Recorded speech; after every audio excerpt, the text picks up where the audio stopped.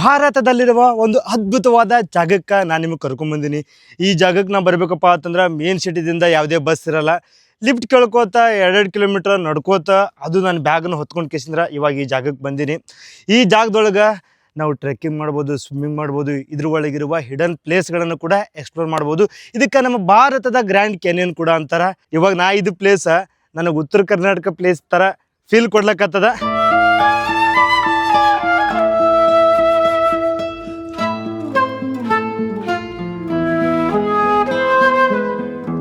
ಇನ್ನು 2 ದಿನ ರಾತ್ರಿ ನಾನು ಇದೇ ಜಾಗದಾಗೆ ಇರ್ತೀನಿ.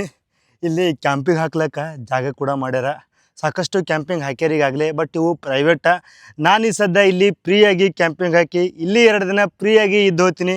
ಅದು ನಿಮ್ಮ ಆಶೀರ್ವಾದ ಪ್ರತಿಯೊಂದು ವಿಡಿಯೋದಾಗೂ ಸಿಗ್ತಾರೆ. ಇದು ಪೂರ್ತಿ ಜಾಗದಾಗ ನಾವು ಎಲ್ಲಿ ಬೇಕಾದಲ್ಲಿ ಕ್ಯಾಂಪಿಂಗ್ ಹಾಕ್ಲಕ್ಕೆ ಬರಲ್ಲ. ಕಲ್ಲು ಏನದಾವ ಈಗ ಮೇಲೆ ಕೆಳಗೆ ಇದ್ದಿರ್ತಾವ, ಅದಕ್ಕಂತೆ ಮಾರ್ಕ್ ಕೂಡ ಮಾಡ್ಯಾರ. ಇದೇ ಮಾರ್ಕ್ ಒಳಗೆ ನಾ ಕ್ಯಾಂಪಿಂಗ್ ಹಾಕ್ಬೋದು. It is the beautiful place for me. ಗಾಳಿ ಬಾಳೆ ಅದಪ್ಪ, ಟೆಂಟ್ ಹಾಕಕ್ಕೆ ನಮ್ಗೆ ಪ್ರಾಬ್ಲಮ್ ಆಗ್ತದ. ಇನ್ನು ಗಾಳಿ ಜಾಸ್ತಿ ಆಗೋಕ್ಕಿಂತ ಮೊದಲೇ ಟೆಂಟ್ ಹಾಕ್ಬಿಡಮ್ರತ್ತ. ಕಲ್ಲುಗಳು ಇಟ್ಟರ ಮಗ್ಲಿಕ್ಕೆ ನಾವು ಟೆಂಟನ್ನು ಭಾಳ ದುರಸ್ತಾಗಿ ಕಟ್ಟಬೇಕು. ಗಾಳಿ ಭಾಳ ಅದ, ಟೆಂಟ್ ಅಳಿಗಾಡಕತ್ತದ ಇಟ್ಟಿಗೆ. ಟೆಂಟನ್ನು ನಾನು ಯಾವ ಜಾಗದಾಗ ಕೂಡ ದುರಸ್ತಾಗಿ ಕಟ್ಟಿದ್ರೆ ನಾರ್ಮಲಾಗಿ ಹಾಕಿದ್ದೆ. ಬಟ್ ಈ ಜಾಗದಾಗ ನಾನು ಬಿಗಿಯಾಗಿ ಕಟ್ಟಬೇಕು, ಇಲ್ಲಿಕಂದ್ರೆ ಗಾಳಿಗೆ ಹಾರ್ಕೊಂಡು ಹೋಗ್ತಿರ್ತದೆ, ಇಲ್ಲಾಂದ್ರೆ ಸ್ಟಿಕ್ಕರ್ ಮುರಿತವ. ತಳಗಡೆನೆ ದೊಡ್ಡ ಕಣಿವೆ ಅದ, ಕಣಿವೆದಿಂದ ಪೂರ್ತಿ ಗಾಳಿ ಮೇಲ್ಗಡೆನೆ ಬರ್ತಿರ್ತದೆ.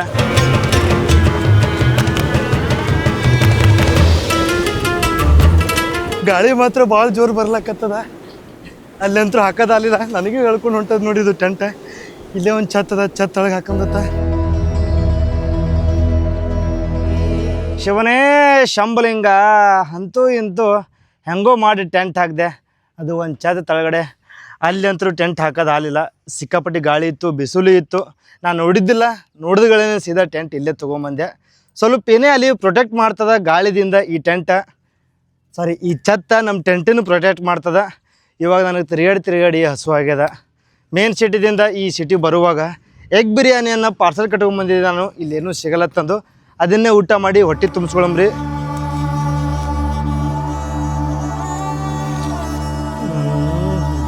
ರೆಡಿ ಅಂತರೂ ಆದೇವಿ.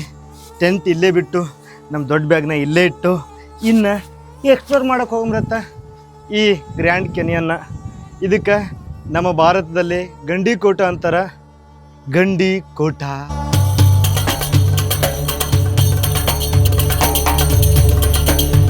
ಈ ರೀತಿ ದೃಶ್ಯ ನಿರ್ಮಾಣ ಆಗಬೇಕಪ್ಪ ಅಂತಂದ್ರೆ ಲಕ್ಷಾಂತರ ವರ್ಷಗಳನ್ನೇ ಬೇಕಾಯಿತು. ಇವಾಗ ನಮ್ಮ ಫಸ್ಟ್ ಡೆಸ್ಟಿನೇಷನ್ನ ಇಲ್ಲಿ ಒಂದು ವಾಟರ್ ಫಾಲ್ ಅದತ್ತ. ನಾನು ಗೂಗಲ್ ಮ್ಯಾಪ್ದಾಗ ನೋಡೀನಿ. ಅದು ಇವಾಗ ಅಲ್ಲಿ ನೀರು ಹರಿತದೋ ಇಲ್ಲೋ ಗೊತ್ತಿಲ್ಲ. ವಾಟರ್ ಫಾಲನ್ನು ಎಕ್ಸ್ಪ್ಲೋರ್ ಮಾಡ್ಕೇಸಿಂದ್ರೆ ಈ ಗ್ರ್ಯಾಂಡ್ ಕ್ಯಾನಿಯನ್ ಆಫ್ ಇಂಡಿಯಾದೊಳಗೆ ಇಳಿಯಮ್ರತ್ತ. ನಾನಿರೋದು ಇಲ್ಲ ನೋಡ್ರಿ ವಾಟರ್ ಫಾಲ್ ಪೂರ್ತಿ ನೀರದ. ಇಲ್ಲಿ ವಾಟರ್ ಫಾಲ್ದಾಗ ನೀರದೇನು ಗೊತ್ತಿಲ್ಲ. ಹೋಗೋಮ್ರಿ ಕಲ್ಲ ಮುಳ್ಳಗಳನ್ನು ದಾಟಿ.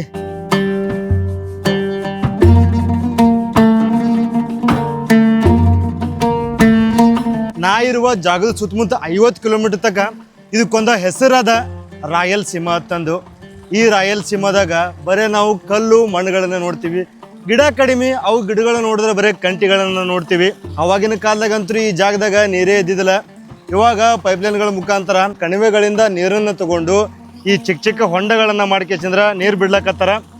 ಇಲ್ಲಿರುವ ಕುರಿಗೆ ದನಗಳಿಗೆ ನೀರು ಕುಡಿಲಪ್ಪ ಅಂತಂದು.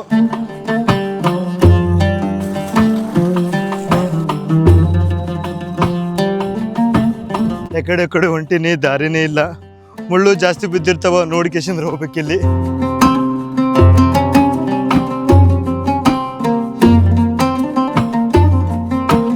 ಹಸಿರಿನ ಗುಡ್ಡ ಬೆಟ್ಟಗಳನ್ನು ನೋಡಿ ಖುಷಿ ಪಡ್ತಿದ್ದೇವೆ.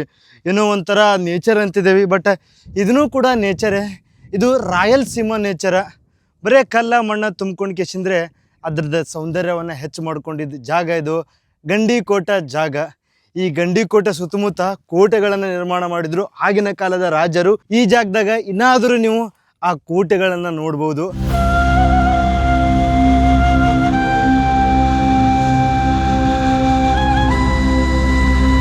ಇಲ್ಲಿರುವ ಕಲ್ಲುಗಳನ್ನು ತಗೊಂಡು ಕೇಸಿಂದ್ರೆ ಈ ಕೋಟೆಯನ್ನು ನಿರ್ಮಾಣ ಮಾಡಿದ್ದು. ಈ ಕೋಟೆ ಏನ್ರಿ ಸದ್ದ ಕರೆಕ್ಟ್ ಇತ್ತ ತಿಕ್ಕೋ ಬೀಳಾರೆ ಹಾಳಾಲಾರ್ದೆ ಇದು ಚೀನಾಕಿತ ಅತಿ ದೊಡ್ಡ ಕೋಟೆ ಅನ್ನಿಸ್ತಿತ್ತು. ಬಟ್ ಆ ಕೋಟೆ ಮ್ಯಾಗ ನಡೆದಾಡಕ್ಕೆ ಜಾಗ ತಳಗಡೆ ಮಾಡಿರ್ತಾರೆ. ಇದೊಂದು ಸೇಫ್ಟಿ ಲೈನ್. ನಮ್ಮ ಭಾರತದಲ್ಲಿರುವ ಯಾವುದೇ ರಾಜಮನೆತನವನ್ನು ನೋಡ್ರಿ, ಆ ಮನೆತನ ಆ ಹೆಸರು ತೊಗೋಬೇಕಪ್ಪ ಅಂತಂದ್ರೆ ಹೋರಾಟ ಮಾಡ್ಕೇಸಿಂದ್ರೆ ಹೆಸರು ತೊಗೊಂಡಿರ್ತದೆ. ಇಲ್ಲಿ ಕೂಡ ಸಾಕಷ್ಟು ಹೋರಾಟಗಳು ನಡೆದವ ಈ ಗಂಡಿ ಕೋಟೆಯನ್ನು ವಶಪಡಿಸ್ಕೋಬೇಕಂತಂದು.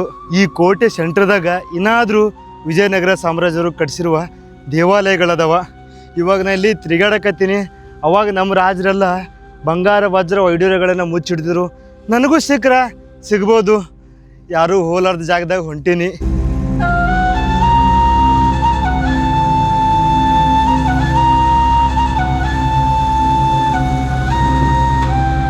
ಇಡನ್ ವಾಟರ್ ಫಾಲ ಯಾವುದ್ರ ವಾಟರ್ ಫಾಲ್ ಅಂತ ನಾ ಬಂದೆ. ಇಲ್ಲಿ ನೀರೇ ಇಲ್ಲ. ಆ ದೊಡ್ಡ ಕಣಿವೆ ಒಳಗೆ ನೀರದ. ಇಲ್ಲಿ ನೀರ ಆ ದೊಡ್ಡ ಕಣಿವೆ ಒಳಗೆ ನೀರು ಬಿದ್ದುಗಳೇ ವಾಟರ್ ಫಾಲ್ ನಿರ್ಮಾಣ ಆಗ್ತಿತ್ತು. ಬಟ್ ನೀರೇ ಇಲ್ಲ ಇಲ್ಲಿ. ಈ ಜಾಗದಾಗ ನಡಿಬೇಕಪ್ಪ ಅಂತಂದ್ರೆ ಈಸಿ ಅಲ್ಲ. ಕಲ್ಲುಗಳು ಗುಂಡು ಇದ್ದಿರ್ತಾವ, ಜರದೆ ಬೀಳ್ಬೇಕಾಗ್ತದೆ ನಾವು.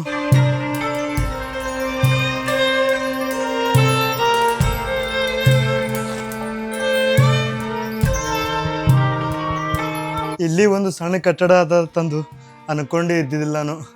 ಆದ್ರೆ ಆಶ್ಚರ್ಯ ಮಾಡ್ತದೆ ನನಗೆ ಇಲ್ಲಿರುವ ಜಾಗ ಏನಾದರೂ ಒಂದು ಹೊಸದು ತೋರಿಸ್ತದ. ಈ ರೀತಿ ಜಾಗದಾಗ ಯಾರು ಕಟ್ತಾರಪ್ಪ ಇಲ್ಲಿ ಸಣ್ಣ ಮನೆ ಅಂತ ನಾ ಅಂತೀನಿ.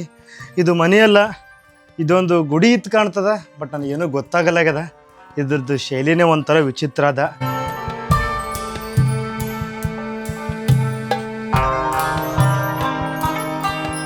ಇಲ್ಲಿನ ಜನಗಳು ಇದನ್ನು ನೋಡ್ಕೇಸಿಂದ್ರೆ, ಈ ಬಿಲ್ಡಿಂಗ್ ನೋಡ್ಕೇಸಿಂದ್ರೆ ಅಡ್ಡೆ ಬಿಟ್ಟಾರ ಒಳಗೆ ಏನಾದರೂ ವಜ್ರ ವೈಡೂರ್ಯ ಬಂಗಾರ ಇರ್ತದಂದು. ಸಿಕ್ಕಿರ್ಬೋದು ಅವರಿಗೆ.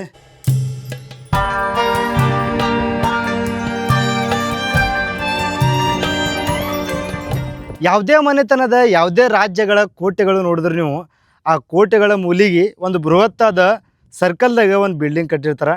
ಇಲ್ಲಿ ಕೂಡ ಆ ಸರ್ಕಲ್ ಬಿಲ್ಡಿಂಗ್ ಅದ.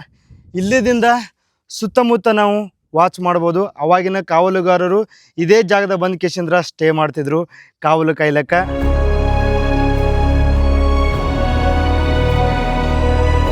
ಸಾಗರ ಕಣ್ಣಂಗೆ ಕಾಣ್ಲಕ್ಕತ್ತ ನನ್ನ ಕಣ್ಮುಂದ.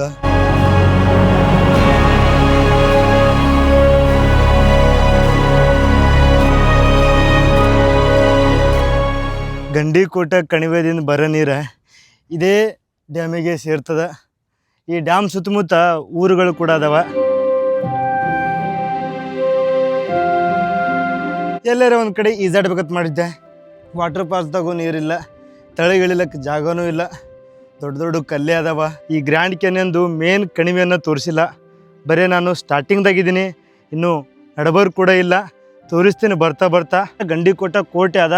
ಅದು ಈ ಗಂಡಿಕೋಟೆ ಕಣಿವೆ ಮೇಲೇ ನಿರ್ಮಾಣ ಮಾಡ್ಯಾರ. ರಿಟರ್ನ್ ಇವಾಗ ನಮ್ಮ ಕ್ಯಾಂಪಿಂಗ್ ಕಡೆ ಹೋಗಮ್ರಿ. ನೀರು ಒಂದಿಲ್ಲ ನನಗೆ ಕುಡಿಲಕ್ಕ. ಎಲ್ಲರ ನೀರು ಇತ್ತಪ್ಪ ಅಂತ ನೀರು ತುಂಬ್ಕೊಂಡು ಹೋಗಮ್ರಿ. ಅಗಳೇ ನೀರು ಕುಡಿದಾಗ ಅಲ್ಲೇ ತುಂಬ್ಕೊಂಡು ಹೋಗಮ್ರಿ. ರಾತ್ರಿ ಅಡುಗೆ ಕೂಡ ಮಾಡಬೇಕು.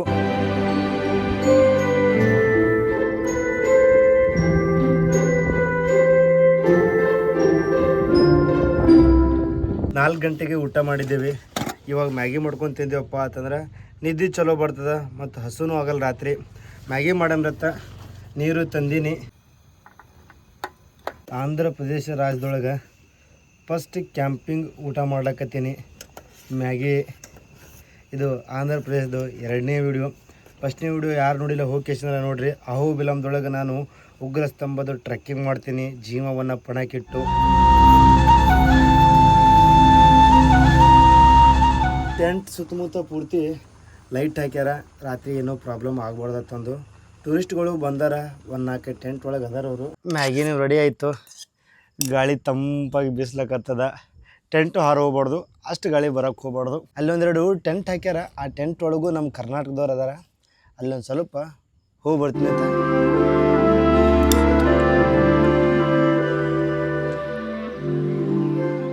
Say hi bro. ಬೆಂಗಳೂರದವರು ಅವರು ಕೂಡ ಇವತ್ತು ರಾತ್ರಿ ಇಲ್ಲೇ ಕ್ಯಾಂಪಿಂಗ್ ಮಾಡ್ತಾರೆ. ಮುಂದ್ಗಡೆ ಫೈರ್ ಕೂಡ ಸ್ಟಾರ್ಟ್ ಆಗ್ಯದ. ಬೇಡಪ್ಪ ಅಂತಂದ್ರು ರೈಸ್ ತಿನ್ನೋಣ, ರೈಸ್ ಭಾಳ ಅದ, ಸ್ವಲ್ಪ ತಿನ್ರಿ ನಮ್ಮ ಜೊತೆ ಅನ್ನಕತ್ತಾರ. ಸ್ವಲ್ಪ ತಿನ್ನೋಮ್ರತ್ತ. ಹಾಗೆ ತಿಂದು ಹೊಟ್ಟೆ ತುಂಬಿತ್ತು. ಮುಂದ್ಗಡೆ ಫೈರ್ ಕ್ಯಾಂಪ, ಟೆಂಟ್ ಒಳಗೆ ಕೂತ್ಕೇಶಂದ್ರೆ ಊಟ ಮಾಡೋದು. ಬ್ರೋ ನಿಮ್ಮ ಹೆಸರು ಹೇಳ್ಬಿಡಿ. ಹಾಗೆ ಸಂಜಯ್ ಬ್ರೋ. ನಿಮ್ಮ ಹೆಸರು? ಹರಿ ಅಂತ. ಹರಿ, ಸಂಜಯ್, ಅಣ್ಣ ತಮ್ಮ.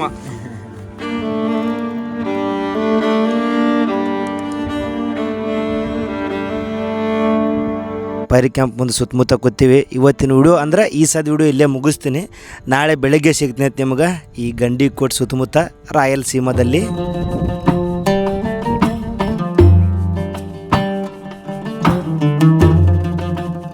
ಭಾರತದಲ್ಲಿರುವ ಅದ್ಭುತವಾದ ಲ್ಯಾಂಡ್ಸ್ಕೇಪ್ನಿಂದ ನಿಮಗೆಲ್ಲರಿಗೂ ಬೆಳಗ್ಗೆಯ ಶುಭಾಶಯಗಳು.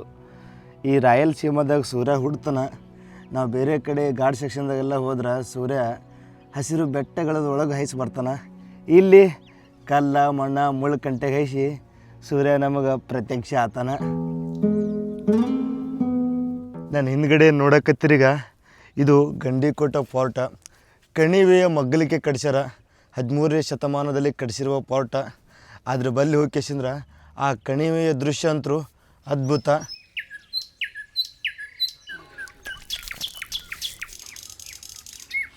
ಗಂಡಿಕೋಟ್ ಫೋರ್ಟ್ ಒಳಗೆ ಹೋಗುವ ಎಂಟ್ರೆನ್ಸ್ ಬಾಗ್ಲ ಇದು. ಈ ಫೋರ್ಟ್ ಒಳಗೆ ಒಂದು ಚಿಕ್ಕ ಊರದ, ಮಸ್ಜಿದ್ಗಳದವ, ಮಂದಿರಗಳದವ.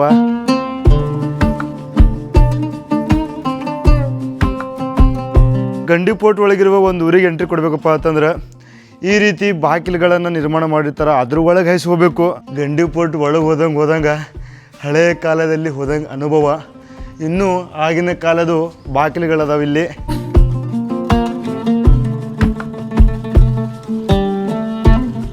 ಆನ್ಸಿಯಂಟ್ ಟೌನಿಗೆ ಬಂದಂಗಾಯ್ತು. ಇದು ಊರಿಗೆ ಬರೋ ರಸ್ತೆ ಕೂಡ ಸೀದಾ ಇಲ್ಲ, ಆ ಕಡೆ ಈ ಕಡೆ ಹೊಳಿತಿರ್ತದೆ. ಯಾರಾದರೂ ಈ ಊರ ಮ್ಯಾಗ ಅಟ್ಯಾಕ್ ಮಾಡೋಕ್ಕೆ ಬಂದ್ರಪ್ಪ ಅಂತಂದ್ರೆ ಅವರಿಗೆ ಸೀದಾ ದಾರಿ ಸಿಗಬಾರ್ದು. ಆ ಕಡೆ ಈ ಕಡೆ ಹೊಳಿಕೇಶಂದ್ರೆ ಅವ್ರಿಗೆ ಸ್ಟಾಪ್ ಮಾಡಬೇಕು. ಆ ಒಂದು ಯೋಚನೆ ಮಾಡ್ಕೇಶಂದ್ರೆ ಈ ಗಂಡಿ ಫೋರ್ಟನ್ನು ನಿರ್ಮಾಣ ಮಾಡ್ಯಾರ. ಈ ಊರಿಗೆ ಬರೋ ಎಂಟ್ರೆನ್ಸ್ ಗೇಟ್ ಹಳಿದಾಗಿರ್ಬೋದು. ಊರೊಳಗೂ ಹೊಸ ಹೊಸ ಬಿಲ್ಡಿಂಗ್ ಕಟ್ಟ್ಯಾರ.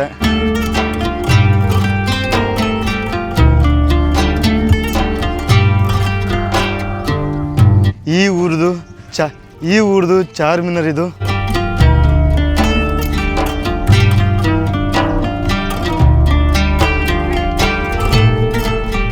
ಈ ನೆಲವನ್ನು ಹಲವಾರು ರಾಜ್ಯ ಮನೆತಂದವರು ಆಳ್ಯಾರ. ಇಂಪಾರ್ಟೆನ್ಸ್ ರಾಜ್ಯ ಮನೆತಂದವ್ರು ಅಂದ್ರೆ ನಮ್ಮ ವಿಜಯನಗರ ಎಂಪೈರ್ಸ್ದವರು, ಕುತುಬ್ ಶಾಹಿ ಕಾಕತೀಯ. ಅದ್ರ ಸಂಬಂಧ ಈ ಜಾಗದಾಗ ನೀವು ಮಂದಿರಗಳನ್ನು ಕೂಡ ನೋಡ್ಬೋದು, ಮಸ್ಜಿದ್ಗಳನ್ನು ನೀವು ನೋಡ್ಬೋದು. ನನ್ನ ಹಿಂದ್ಗಡೆ ಆದ ಜುಮ್ಮಾ ಮಸ್ಜಿದ.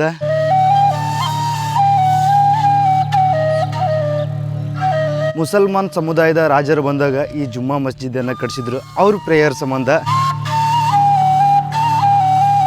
ಜುಮ್ಮಾ ಮಸ್ಜಿದ್ ಸೈಡೇ ವಿಜಯನಗರ ಸಾಮ್ರಾಜ್ಯದವರು ಕಟ್ಟಿಸಿರುವ 13ನೇ ಶತಮಾನದ ರಂಗನಾಥ ಸ್ವಾಮಿ ಟೆಂಪಲ್ ಅದ. ಇವಾಗ ಆ ಟೆಂಪಲ್ ಕರೆಕ್ಟ್ ಇಲ್ಲ, ಬಿದ್ದದ.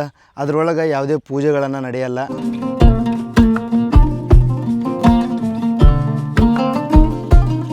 ಈ ದೇವಾಲಯ ತಂತಾನೆ ಬಿದ್ದದತ್ ಮಾಡಿದೆ. ಬಟ್ ಬಿದ್ದಿದ್ದಲ್ಲ, ಮನುಷ್ಯರೇ ಸರ್ವನಾಶ ಮಾಡಿರುವ ಟೆಂಪಲ್ ಇದು.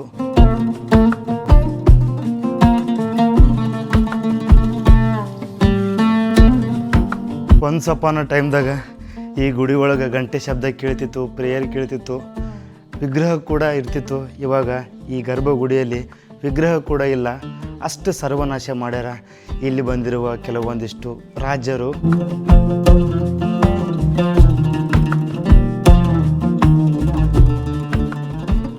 ಪೂಜೆ ನಿಯಮಗಳನ್ನು ಮಾಡಬೇಕಾಗಿರುವ ಈ ದೇವಾಲಯದೊಳಗೆ ಇವಾಗ ಗರ್ಭಗುಡಿ ಒಳಗೆ ಬಾವಲಿಗಳದಾವ.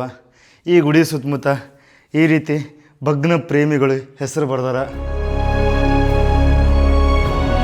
ಗಂಡಿ ಫೋರ್ಟಿಗೆ ಲಿವಿಂಗ್ ಫೋರ್ಟ್ ಕೂಡ ಅನ್ಬೋದು. ಏನಾದರೂ ಜನರು ಜೀವಿಸ್ಲಕ್ಕತ್ತಾರ ಇದೇ ಫೋರ್ಟ್ ಒಳಗೆ.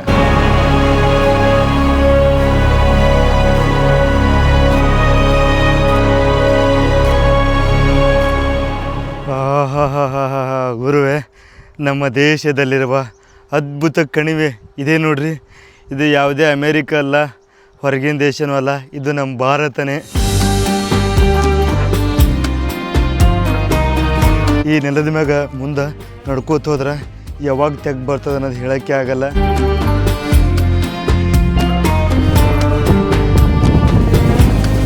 ಈ ರೀತಿ ದೃಶ್ಯ ನಿರ್ಮಾಣ ಆಗಬೇಕಪ್ಪ ಅಂತಂದ್ರೆ ಲಕ್ಷಾಂತರ ವರ್ಷಗಳೇ ಬೇಕಾಗಿತ್ತು. ಇದನ್ನು ಪೂರ್ತಿ ನಾರ್ಮಲ್ ನೆಲ ಇದ್ದಂಗೆ ಇತ್ತು. ಇಲ್ಲಿ ಹರಿಯುವ ಪೆನ್ನಾ ರಿವರ ಈ ಕಲ್ಲನ್ನು ಕೊಡ್ದು ಕೇಸಿಂದ್ರೆ ಈ ರೀತಿ ತೆಗ್ಗು ಮಾಡ್ಯದ. ಇದು ಮ್ಯಾಕ್ಸಿಮಮ್ 300 ಫೀಟ್ ಆಳದ. ಇದೇ ರೀತಿ 1 ಕಿಲೋಮೀಟ್ರ್ ಉದ್ದದ. ಭೂಮಿಯನ್ನು ಯಾವ ರೀತಿ ಕೊರ್ಕೊತ ಬಂದ ನೋಡ್ರಿ, ಸ್ಟೆಪ್ ಬೈ ಸ್ಟೆಪ್ಪ ಲೇಯರ್ ಕೂಡ ನಾವು ನೋಡ್ಬೋದು. ಭೂಮಿ ಒಳಗಿನ ಲೇಯರ್. ನೀರಿಗೆ ಎಷ್ಟು ತಾಕತ್ತ ನೋಡ್ರಿ. ಇಂಥ ದೊಡ್ಡ ದೊಡ್ಡ ಬಂಡೆಗಳನ್ನೇ ನಿಧಾನವಾಗಿ ಕರಗಿಸ್ಬಿಡ್ತು. ಈ ನೀರೊಳಗೆ ಒಂದು ಬೋಟ್ ಹೊಂಟದ. ಅದು ಎಷ್ಟು ಚಿಕ್ಕದು ಕಾಣ್ತದ ನೋಡ್ರಿ. ಒಂದು ಸಣ್ಣ ಇರುವೆ ಕಣ್ಣಾಗ ಕಾಣ್ತದ. ಇಂಥ ಒಂದು ಸುಂದರವಾದ ಜಾಗ ನೋಡಿ ಇದ್ರ ಮಗ್ಗಲಿಕ್ಕೆ ಕೋಟೆಗಳನ್ನು ನಿರ್ಮಾಣ ಮಾಡ್ಯಾರ. ಎತ್ತರವಾದ ಕೆಂಪು ಬಣ್ಣದ ಬಂಡೆಗಳು, ಆಳವಾದ ಕಣಿವೆ, ಅದರ ಒಳಗೆ ಹರಿಯುವ ನದಿ. ಇದು ಪ್ರಕೃತಿ ನಿರ್ಮಾಣ ಮಾಡಿದ ಸೌಂದರ್ಯ.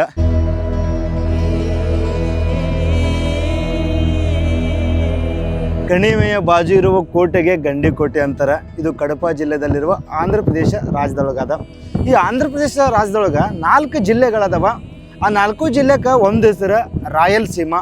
ಆ ರಾಯಲಸೀಮಾದಲ್ಲಿ ಅದ್ಭುತವಾದ ಈ ರೀತಿ ಪ್ಲೇಸ್ಗಳನ್ನು ನೋಡ್ಬೋದು. ಅದ್ರ ಹೆಸರು ಅರ್ಥ ಏನಂದ್ರೆ ರಾಜರು ಆಳಿದ ಆ ಜಾಗಕ್ಕೆ ರಾಯಲಸೀಮೆ ಅಂತಾರೆ. ಈ ರಾಯಲಸೀಮಾ ಪೂರ್ತಿ ಬಿಸಿಲು, ಬಂಡೆಗಳು, ಗುಡ್ಡ ಬೆಟ್ಟಗಳಿಂದ ತುಂಬ್ಯದ. ಆದರೂ ಈ ಜಾಗದಾಗ ಅದ್ಭುತವಾದ ಕಟ್ಟಡಗಳು, ಅದ್ಭುತವಾದ ಪ್ಲೇಸ್ಗಳದವ. ಇದೇ ರಾಯಲಸೀಮಾದಾಗ ಗುಹೆಗಳದವ. ಆ ಗುಹೆಗಳು ಡೈರೆಕ್ಟ್ ಭೂಮಿ ಒಳಗೆ ಹೋಗ್ತಿರ್ತಾವ. ಅಚ್ಚರಿಯದ ಮಂದಿರಗಳದವ. ರಂಗನಾಥ ಗುಡಿ ಅಂತರೂ ನೋಡಿದೆವಿ. ಈ ಕೋಟೆ ಒಳಗೆ ಇನ್ನೂ ಒಂದು ದೊಡ್ಡ ಗುಡಿ ಅದ, ಮಾಧವರಾಯ ಗುಡಿ. ಈ ನೆಲದಾಗ ಸಾಕಷ್ಟು ರಾಜರು ಬಂದರು, ಆಳಿದ್ರು, ಸತ್ರು, ಮತ್ತು ಬಂದರು, ಆಳಿದ್ರು, ಸತ್ರು. ಆದರೆ ಇಲ್ಲಿರುವ ಜನ, ಇಲ್ಲಿರುವ ನೆಲ, ಜಲ ಎಲ್ಲ ಹ್ಯಾಂಗಿದ್ದಿರ್ತದ ಹಾಗೆ ಇದ್ದಿರ್ತದ. ಇಲ್ಲಿರುವ ಕಟ್ಟಡಗಳು ಮಾತ್ರ ಹಳೆ ಕಾಲದ ಕಥೆಗಳು ಹೇಳ್ತಿರ್ತಾವ.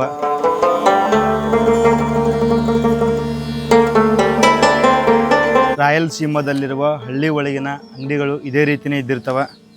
ಒಂಥರ ಕಂಟ್ರಿ ಫೀಲ್ ಕೊಡ್ತದ.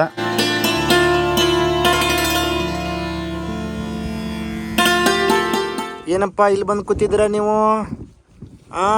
ಏಯ್ ಕಂದ, ಹೇಳಪ್ಪ, ಎಷ್ಟು ಮಲಗ್ತಿ ಹೇಳು. ಅಲ್ಲ, ನಿದ್ದೆ ಬಂದದ, ಮಲ್ಕೋ.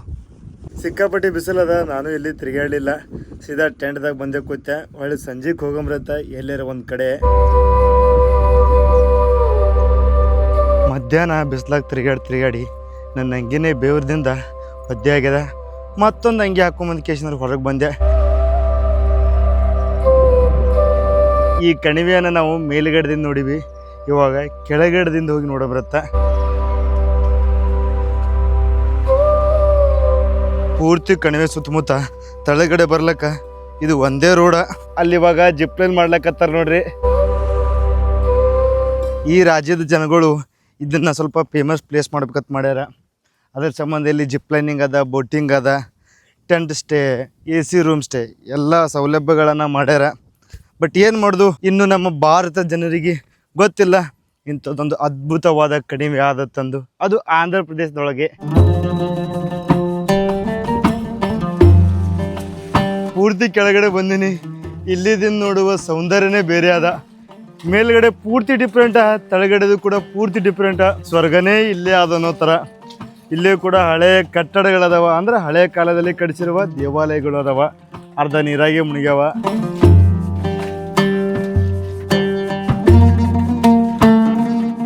ಸಾವಿರಾರು ವರ್ಷದ ಇತಿಹಾಸ ಹೇಳುವ ಈ ಕಣಿವೆ ನೋಡ್ಲಿಕ್ಕೆ ಪ್ರತಿಯೊಬ್ಬರು ಬರಬೇಕು.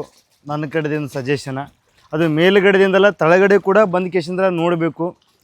ಇಲ್ಲಿ ಏನೂ ನೀರಿಲ್ಲಾರ್ದ ಯಾವ ರೀತಿ ಕಾಣಬಹುದು ನೀವು ಒಂದ್ಸಲ ಇಮ್ಯಾಜಿನೇಷನ್ ಮಾಡ್ಕೋರಿ.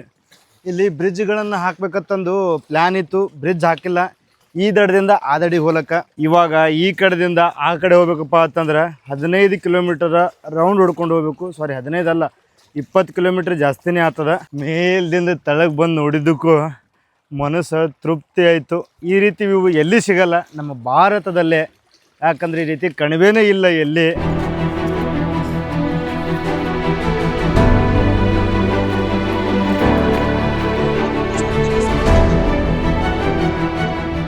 ಎಲ್ಲ ತಿರುಗಾಡಿ ನಮ್ಮ ರೂಮಿಗೆ ಬಂದೇವಿ.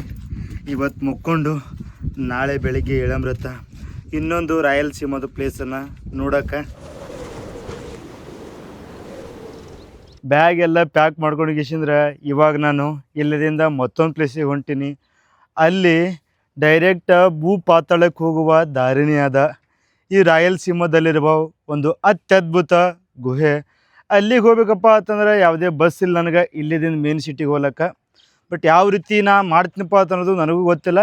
ಬಟ್ ಇದೇ ರಾಯಲಸೀಮದೊಳಗೆ ಇಂಥ ಬಿಸಿಲಿಗೆ ನಡ್ಕೋತ ಹೋಗ್ತೀನಿ, ಲಿಫ್ಟ್ ಕೇಳ್ತೀನಿ. ಏನೇನು ಆಗ್ತದೆ ನೀವೇ ನೋಡ್ಕೋತ ಹೋಗ್ರಿ. ಮುಂದೆ ಸ್ಕಿಪ್ ಮಾಡಿದೆ ವಿಡಿಯೋನ.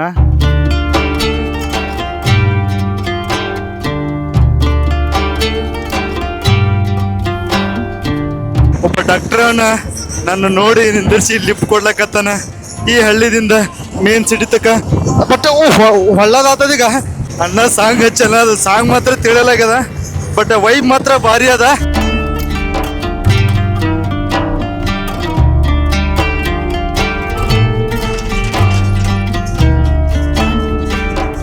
ಡಾಕ್ಟರ್ ಕೂತ ಡ್ಯಾನ್ಸ್ ಮಾಡ್ಕೊಂಡು ಹೋದ್ರಿಗೆ ಆಗ್ತದ, ಅಷ್ಟು ಪೂರ್ತಿ ಶೇಕ್ ಆಗ್ತದ.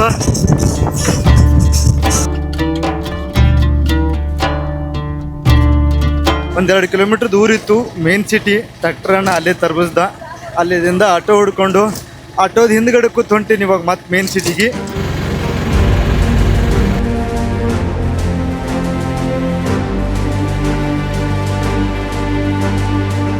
ಇದೇ ರಾಯಲಸೀಮದಲ್ಲಿರುವ ಇನ್ನೊಂದು ಅದ್ಭುತವಾದ ಜಾಗ ಕರ್ಕೊಂಡ್ಬಂದಿ ನಾನು ನಿಮಗೆ. ಬೇಲಂ ಕೇವ್ಸ. ಇದು ಕೇವ್ಸ ನಮ್ಮ ಭಾರತದಲ್ಲೇ ಅತಿ ದೊಡ್ಡದಾದ ಮತ್ತು ಉದ್ದದಾದ 2ನೆಯ ಲೈಮ್ ಸ್ಟೋನ್ ಕೇವ. ನಾರ್ಮಲ್ ಪೂರ್ತಿ ನೆಲ ಇದ್ದಂಗೆ ಅದ. ಈ ನೆಲದ ಲೆವೆಲ್ಗೆ ಈ ಎಂಟ್ರೆನ್ಸ್ ಆದ ನೋಡ್ರಿ ಕೇವ್ದು. ಭೂಮಿಯ ಪಾತಾಳಕ್ಕೆ ಹೋಗ್ತದೆ. ಇದು 3ರಿಂದ 4 ಕಿಲೋಮೀಟರ್ ಲಾಂಗ್ ಅದ.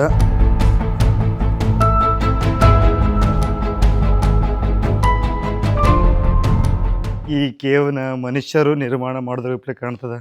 ಬಟ್ ಇದು ಪ್ರಕೃತಿನ ನಿರ್ಮಾಣ ಮಾಡ್ಯದ. ಮನುಷ್ಯ ಗೊತ್ತಲ್ಲಾರ್ದಾಗೆ ಇನ್ನು ಮನುಷ್ಯನೇ ಹುಟ್ಟಿದ್ದಿಲ್ಲ ಅವಾಗೆ ಈ ಕೇವ್ ನಿರ್ಮಾಣ ಆಗ್ಲಕ್ಕೆ ಸ್ಟಾರ್ಟ್ ಆಗ್ಯದ. ಜನಗಳು ಜಾಸ್ತಿ ಬರೋದ್ರಿಂದ ಲೈಟ್ ಕೂಡ ಕುಂದಿರ್ಸಾರ, ಆರಾಮಾಗಿ ನೋಡಲಿ, ಈ ಕೇವ್ ಕೂಡ ಚೆಂದ ಕಾಣಲಿ, ಇನ್ನೂ ಟೂರಿಸಮ್ ಡೆವಲಪ್ಮೆಂಟ್ ಆಗ್ಲತ್ತಂದು.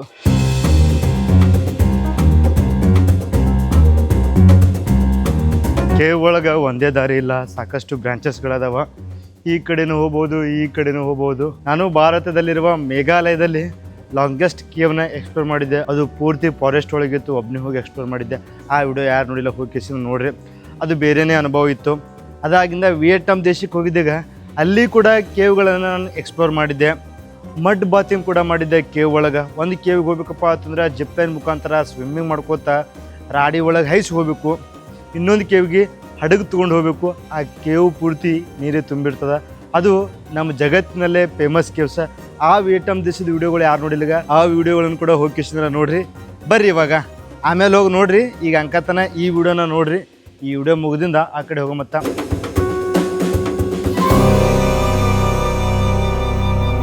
ಈ ಕೇವ್ದಲ್ಲಿರುವ ಎಲ್ಲ ಬ್ರಾಂಚಸ್ ಒಳಗೆ ನಾವು ಹೋಲಕ್ಕೆ ಬರಲ್ಲ. ಈ ರೀತಿ ಸ್ಟಾಪ್ ಕಲ್ಲು ಹಾಕ್ಬಿಟ್ಟಾರ. ಯಾಕಂದ್ರೆ ಒಳಗಡೆ ಏನಾದತ್ತಂದು ಅವ್ರಿಗೂ ಗೊತ್ತಿಲ್ಲ, ನಮಗೂ ಗೊತ್ತಿಲ್ಲ.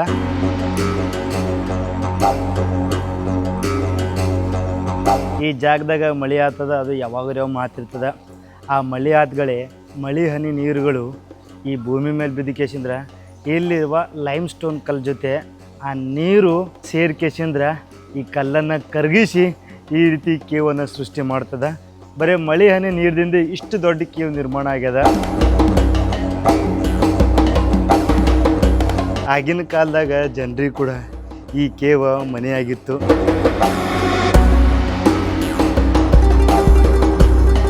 ಕೇವ್ ಒಳಗೆ ಹೋದಂಗೆ ಜಾಗ ಹತ್ತಿರ್ತದೆ. ಯಾರಿಗೂ ಉಸಿರಾಡೋದು ಪ್ರಾಬ್ಲಮ್ ಆಗ್ತದೀಗ, ಅವ್ರು ಇಲ್ಲಿ ಬರೆಯಬಾರ್ದು.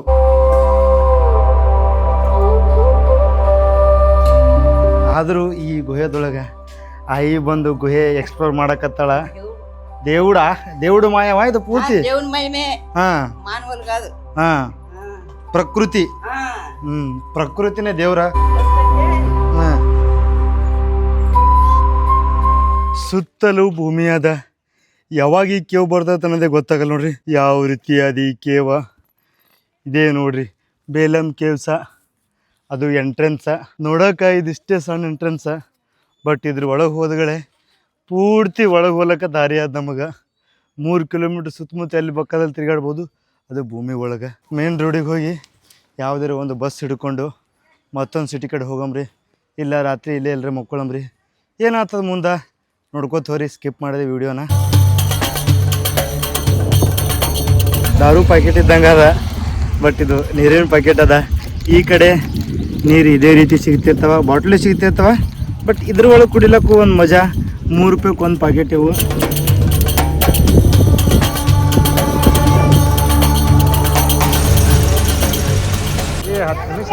ಆರಾಮ ಕನ್ಯಾ ಆರಾಮಗ ಎಲ್ಲೆಲ್ಲಿ ಹೋಗ್ಬಂದ್ರಪ್ಪ ಇದು ಇಲ್ಲೇ ಇದೆ ನೋಡಕ. ಯಾವಾಗ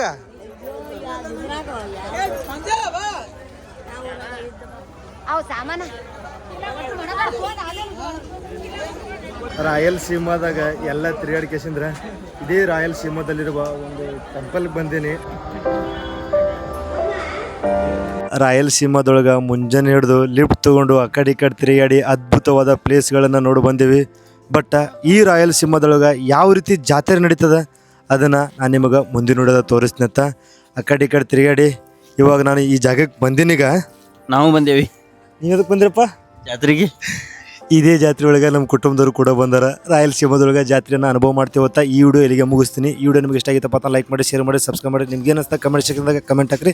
ಮತ್ತೆ ಸಿಗಮತ್ತ ಮುಂದಿನ ನೋಡಿದಾಗ ನನ್ನ ಭಾರತ್ ಯಾತ್ರಾ ದ ಟೈಮ್ಲೆಸ್ ಜರ್ನಿ ವಿಡಿಯೋಸ್ಗಳು ಪ್ರತಿ ಮಂಗಳವಾರ ಶುಕ್ರವಾರ ಬರ್ತಾವ. ಇಲ್ಲಿ ಹೇಳ್ಬಿಡ್ರಿ ಬರ್ತಾವ. ಸಬ್ಸ್ಕ್ರೈಬ್ ಮಾಡಿರಿ, ಲೈಕ್ ಮಾಡಿರಿ, ನೋಡೋದನ್ನು ಮರಿಬೇಡ್ರಿ. ಹಳೆ ವಿಡಿಯೋಗಳು ಕೂಡ ನೋಡ್ರಿ, ಲೈಕ್ ಮಾಡ್ರಿ. Thank you bro. ಯಾವ ಬ್ರೋ ನಿಂದು? ಅಯ್ಯಪ್ಪೋ, ಈ ಜಾತ್ರೆ ಒಳಗೆ ಎಲ್ಲರೂ ನಮ್ಮ ಕರ್ನಾಟಕದವರೇ ಜಾಸ್ತಿ ಅದಾರ ಇಲ್ಲಿ. ಇನ್ನು ಕನ್ನಡದವನ ಸಿಗ ಮತ್ತೆ ಮುಂದೆ ನೋಡಿದಾಗ ಬಾಯ್ ಹೇಳ್ಬಿಡು. ಬಾಯ್ ಬಾಯ್.